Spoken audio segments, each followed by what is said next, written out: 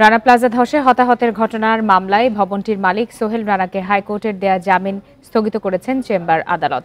রাষ্ট্রপক্ষের আবেদনের শুনানি শেষে চেম্বার বিচারপতি মোহাম্মদ রেজাউল হক এই আদেশ দেন। আদালতে রাষ্ট্রপক্ষে শুনানি করেন অতিরিক্ত অ্যাটর্নি জেনারেল ব্যারিস্টার অনিক আর হক। এর আগে মঙ্গলবার রানা প্লাজা ধসের মামলায় ভবনটির মালিক সোহেল রানাকে 6 মাসের জামিন দেয় হাইকোর্ট।